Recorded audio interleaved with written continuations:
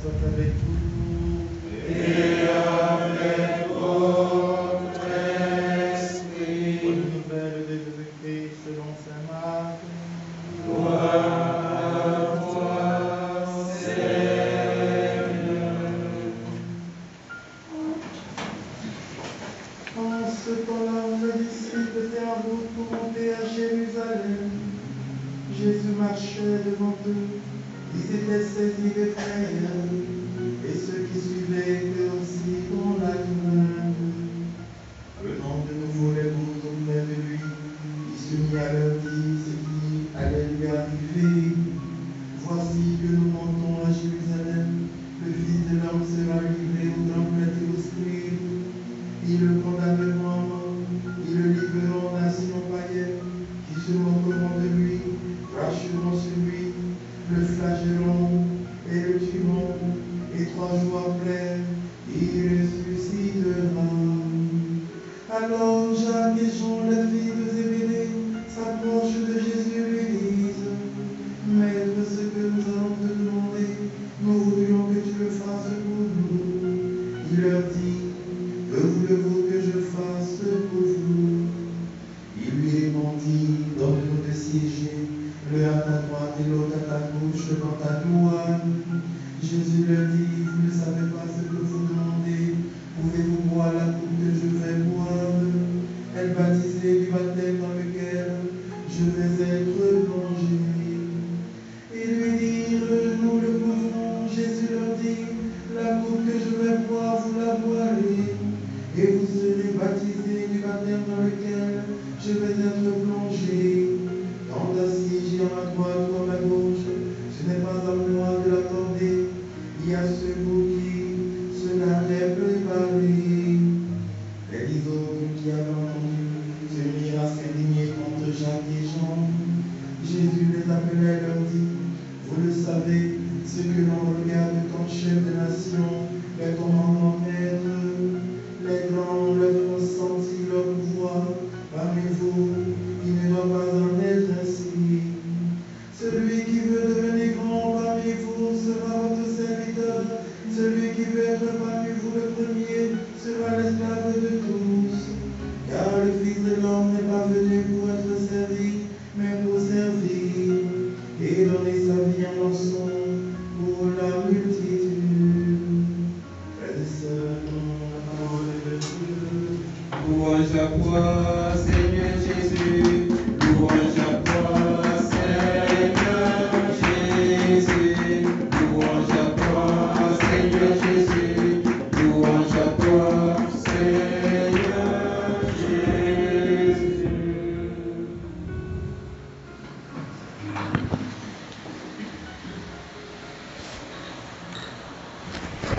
Saint Philippe Néri. Saint Philippe Néri. Saint Philippe Néri. Frères et sœurs, nous fêtons un grand saint aujourd'hui. Je ne vais pas parler de lui particulièrement parce que l'évangile est assez riche comme ça.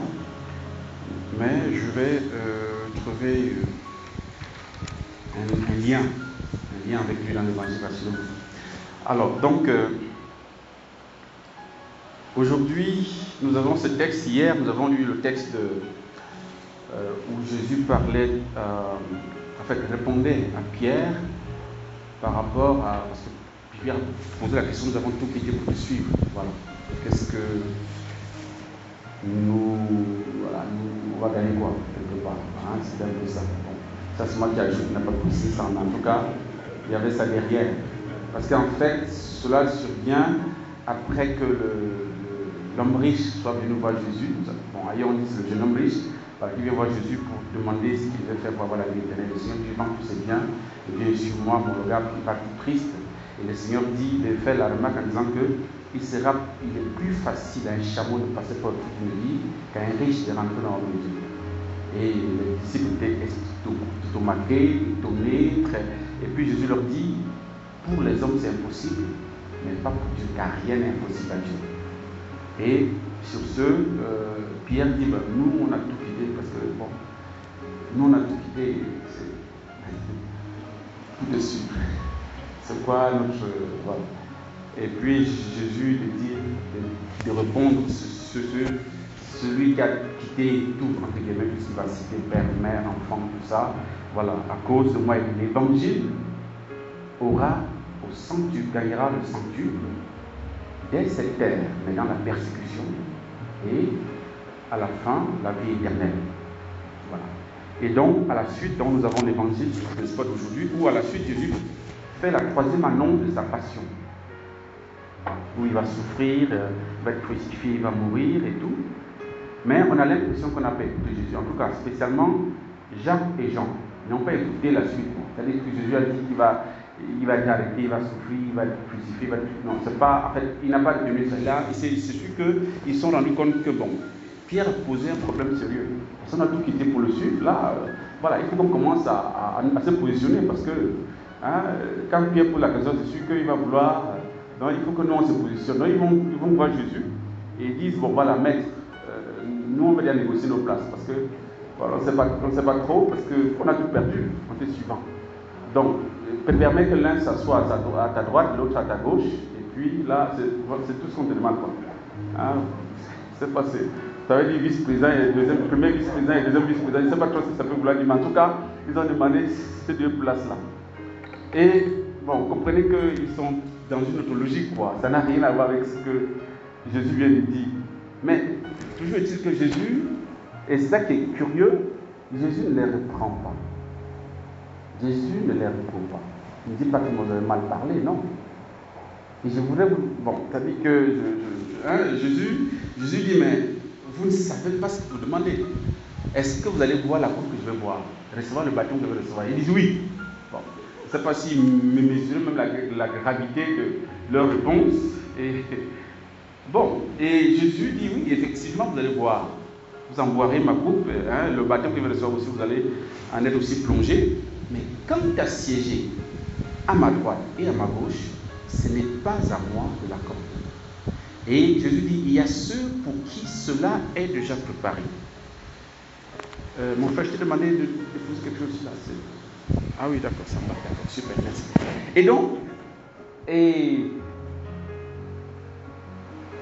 c'est déjà accordé. Frères et sœurs, et le Christ est développé. Vous savez que les maîtres de ce monde dominent sur les nations avec leur pouvoir. Ils commandent en maître. Et les grands font sentir leur pouvoir. Mais pour vous, il ne doit pas en être ainsi. Celui qui veut devenir grand parmi vous sera votre serviteur. Et il poursuit, celui qui veut être parmi vous le premier sera l'esclave de tous. Frères et sœurs, vous avez ici le démenti absolu de ce que vous appelez l'évangile de la prospérité. Parce qu'on nous fait croire aujourd'hui, surtout les églises énervées, enfin réveillées, que être prospère, réussir, être riche, c'est la preuve de la bénédiction de Dieu. Et donc, ne pas être riche, milliardaire, tout ce que vous voulez, c'est la preuve que tu n'es pas béni par Dieu. Le Christ dit le contraire ici, frères et sœurs. Tu veux être premier, sois l'esclave. Tu veux être grand, sois le serviteur.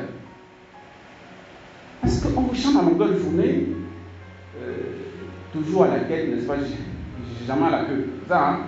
Bon, si tout le monde est premier, mais qui sera dernier? Il n'y a personne. Mais ce n'est pas possible. C'est-à-dire que ce n'est pas évangélique, ça. Ce n'est pas évangélique. Jésus dit, si tu veux être premier, et c'est premier selon Dieu, ce n'est pas selon le monde. Si tu veux être premier, il faut que dans le monde, tu te comportes comme un esclave. Si tu veux être grand, il faut que tu te comportes comme un serviteur. Et à un moment donné, il a parlé de Jean-Baptiste en lui disant qu'il n'y a pas, n'est-ce pas, de plus grand que lui parmi les enfants des hommes. Parmi les prophètes, il n'y a pas de plus grand que lui. Mais Jean-Baptiste savait quoi? Il ne mangeait même pas les vrais plats comme nous. C'est vrai, il mangeait les criquets et le miel. Il vivait au désert, il n'avait pas d'habits. Il s'habillait de sacs. Pourtant, Jésus dit, il est le plus grand de tous les prophètes. Non, il faut qu'on change un peu, n'est-ce pas, notre disque. Parce que aujourd'hui, on est tellement bassiné par ça que parfois on pense que non, si quelque chose m'arrive, en fait, si je suis chrétien, je ne dois plus avoir de problème, je dois être en bonne santé 24/24, je ne dois pas avoir de soucis, je ne dois pas avoir d'ennemis, je suis quelqu'un de je dois me rouler en, je sais pas quoi, en Prado, en fait, je ne vois pas le marque de voiture, mais en tout cas, voilà. On pense, non, ce n'est pas c'est même dangereux. Parce que par rapport à ce que je viens de rappeler, le contexte, n'est-ce pas, de ce qui précède l'évangile de ce jour, Jésus dit qu'il sera compliqué pour un riche de rentrer dans le royaume de Dieu. Donc c'est même dangereux quelque part. C'est-à-dire que c'est une disposition qui n'est pas favorable d'emblée. Je ne dis pas que c'est impossible, hein, non, mais qui n'est pas favorable d'emblée pour rentrer aisément dans le royaume de Dieu. Il faudrait qu'on réfléchisse. Voilà la réponse clair du Christ par rapport à cet évangile de prospérité qu'on nous bâtit tout le jour avec. Non. Et il est intéressant de constater que Jésus dit être à droite, être à gauche, c'est déjà donné quelque part. Et je suis d'accord peut-être parce que il va développer en disant celui qui va être le plus grand, hein, non, il ne dit pas le plus grand, celui qui veut devenir grand. Donc il y a une ouverture. Celui qui veut devenir grand, on peut avoir plusieurs grands, c'est possible. Celui qui veut devenir grand parmi vous sera votre serviteur. Le secret pour être grand devant Dieu, frères et sœurs, c'est d'être au service des autres, au service de Dieu, au service de nos frères et sœurs. C'est le secret.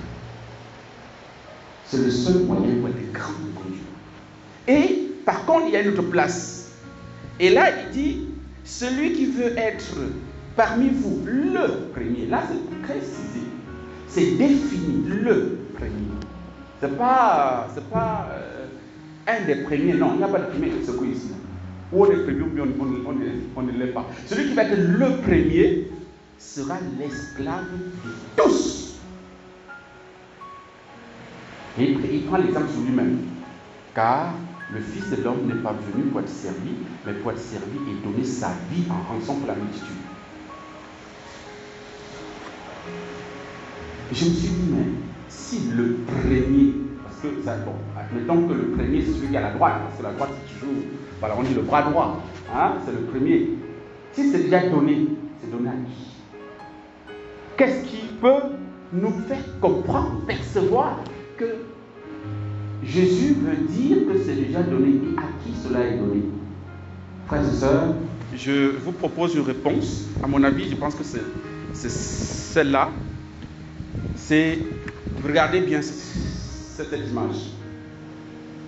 Qui se trouve à la droite? Qui se trouve à la droite? Non, c'est bien placé là, c'est bien droit. Qui se trouve à la droite de Jésus, évidemment? C'est qui? C'est ta mère. Comment elle s'appelle? La Vierge Marie. Elle se trouve à la droite. Cette place est déjà prise. Je suis désolé pour vous et moi. D'accord? Donc c'est pas la peine. Donc, tout ce qui nous reste, frères et sœurs, c'est devenu grand. C'est devenu grand. Mais le premier là, c'est déjà pris. Vous avez vu, non? Et ce n'est pas anodin parce que Marie, lorsque l'ange vient lui dire, tu concevras, tu enfanteras et tout ça, donc tu seras la mère du beau, quoi, Dieu tout-puissant, il sera roi, il sera machin. Et la Vierge, à la fin, qu'est-ce qu'il dit? Son fiat, c'est je suis la servante du Seigneur, qu'il me s'offre son tatouage. Je vous rappelle que ce n'est pas servante. Sur le texte étymologique, c'est esclave. Je suis l'esclave du Seigneur. C'est ce que Jésus dit. Celui qui veut être parmi vous le premier sera l'esclave de tous. La nuance est importante. La Vierge Marie a déjà pris la place. Donc, voilà. Nous, on va se débrouiller par le reste. Toi, c'est la maman, donc ça va de soi. Hein, ça va de soi. C'est l'Immaculée Conception, c'est l'humble servant du Seigneur. Il s'est penché sur la bassesse, sur l'humilité de sa servante. Et c'est pourquoi elle est de manière prophétique à la droite du Christ au pied de la croix. C'est l'heure de vérité, c'est l'heure d'accomplissement c'est l'heure eschatologique. Et elle ne se trouve pas là en vain, parce que c'est sa place. Et à gauche du Christ, c'est un des grands. Parce que j'ai bien dit que c'est ouvert. C'est pas, on n'a pas dit ou bien le grand, non. C'est celui qui va être grand. Donc ça veut dire que la porte est ouverte. Et la preuve, c'est que celui qui est au pied de la croix ne s'appelle pas. Son nom c'est le disciple. Pourquoi tomber dans le pied? Vous devez vous habituer avec moi. D'accord? Ce n'est pas Jean, c'est le disciple que Jésus aimait. Donc ça peut être toi, ça peut être moi, ça peut être n'importe qui. Seulement il va falloir que tu acceptes, frères et sœurs, aujourd'hui, d'être serviteur et servant de frère. Ne cherchons pas, n'ayons pas la folie des grands hommes. Ce n'est pas chrétien. La porte qui ouvre le ciel, c'est la porte de l'obéissance et de l'humilité. Et c'est ce qui a caractérisé Philippe Néri. On dit que c'était, l'humilité était son socle, était sa base, était son roc sur lequel il s'appuyait. Et lui, c'est un grand, il avait une maladie extraordinaire, une très bonne maladie, il s'appelait la joie. Une maladie contagieuse. Non, au contact de Philippe Néri, tu veux pas, tu vas rire. Il communiquait l'onction du rire, de la joie. C'est vrai qu'il portait la joie qui était imbibée du Saint-Esprit. On l'appelait même la torpille du Saint-Esprit. Parce qu'au contact de Philippe Néri, tu recevais ta part. Ce n'était pas possible autrement. Et qu'est-ce qu'il faisait? Il s'occupait des enfants, de la jeunesse, des pauvres, des malades, des prisonniers. C'est ce qu'on a lu au début de la messe. Il n'était pas dans un palais.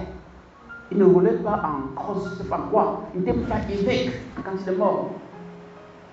Mais il était imbibé du Saint-Esprit. Et un jour, on raconte que parce qu'il est né en 1515, la même année que Sainte Thérèse d'Avila. C'est quand même un siècle, le 16e siècle a connu les grands saints. Saint Jean Lacroix, Saint Ignace de Loyola, etc. Voilà. Donc il est né en 1515, et puis en 1544, la veille de la Pentecôte, il avait 29 ans. La veille de la Pentecôte, il était assis sur un banc, je crois qu'il priait, et il reçoit une boule de feu. Ça passe dans sa bouche, une boule de feu, ça passe dans sa bouche, ça remplit sa poitrine. Sa poitrine est brûlante. Il